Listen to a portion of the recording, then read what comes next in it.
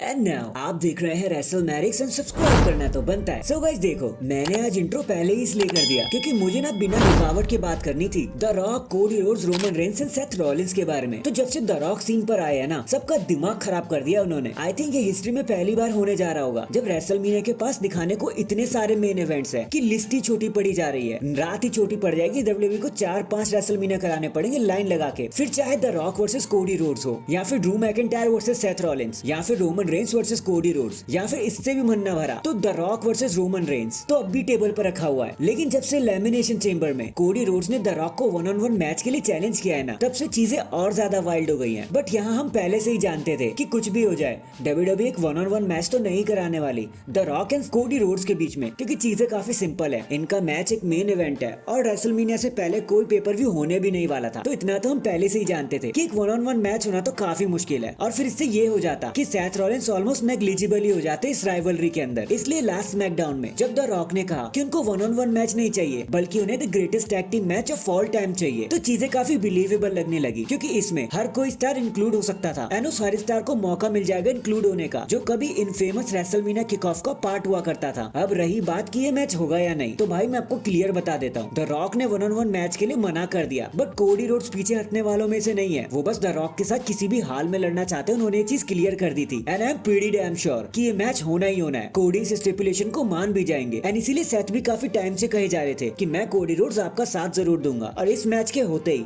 Seth को पूरा chance मिल जाएगा कोडी रोड्स का साथ देने का। So the Rock and Roman Reigns versus Cody Rhodes and Seth freaking Rollins at the main event of WrestleMania night 1। 100% lock कर लो यार आप इसे। But there is a catch. The Rock ने सिर्फ चैलेंज ही नहीं ठोका था कोडी रोड्स को, उन्होंने चैलेंज करते हुए एक बहुत ही अजीब बात कह दी थी। उन्होंने कहा था कि देखो, अगर मैं और रोमन रेंस जीत गए तो तुम्हारा जो कोडी वर्सेस रोमन का मैच है ना, वो सिंपल मैच होगा, ये गारंटीड है। कोई भी ब्लड लाइन इसमें इंटरफेरेंस तो नहीं करेगी। लेकिन अगर गलती से रॉक और रोमन रेंस जीत गए तो कोडी रोड्स को एक ब्लड लाइन रूल में मैच लड़ना पड़ेगा। तो क्या लगता है आपको, प्रिडिक्शन क्या करनी चाहिए हमें? तो असल में बात तो कुछ ऐसी है कि कोडी को बदला लेना है। बट आपको क्या लगता है, डब्ल्यूडब्ल्यूई द रॉक को बुलाएगी, रोमन रेंस के साथ बुक करेगी और उन्हें हरवाने के लिए बुक करेगी? There is no way it's happening, because I think, और मैं 86% से भी ज्यादा श्योर हूँ कि Roman Reigns and the Rock इस मैच को जीतने वाले हैं, ताकि एक बार फिर से सारी चीजें कोडी रोड्स के खिलाफ ही हो जाए, वो अकेले पड़ जाए और लोगों को ऐसा लगने लगे कि कोडी रोड्स एक बार फिर से नहीं जीत पाएंगे क्योंकि सब उनके खिलाफ हो चुका है। लेकिन there is a catch again, अगर ब्लड लाइन चीट कर सकती है तो टीम कोडी भी चीट कर सकती है। तो जब ब्लड लाइन कोडी पर भारी पड़ने लगेगी तो Jey Uso, Seth Rollins and Sami Zayn वहां पर आ जाएंगे कोडी रोड्स की मदद करने के लिए कि भाई हम तुम्हारा साथ देंगे। और तब फाइनली पूरी ब्लड लाइन को साफ करने के बाद कोडी रोड्स मैच को जीत जाएंगे और बन जाएंगे new undisputed world heavyweight champion. क्योंकि सी, अगर कोडी रोड्स एंड सेथ रॉलिंस जीते,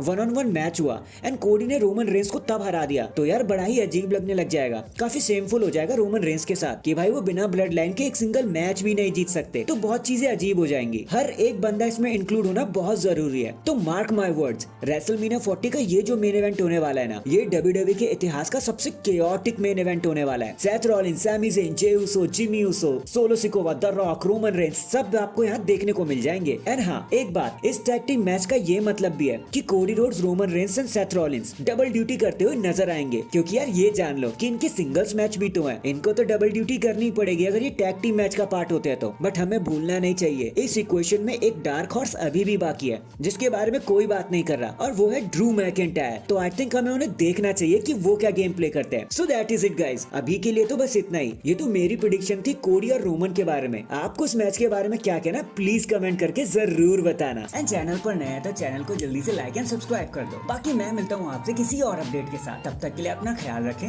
और खुश रहें।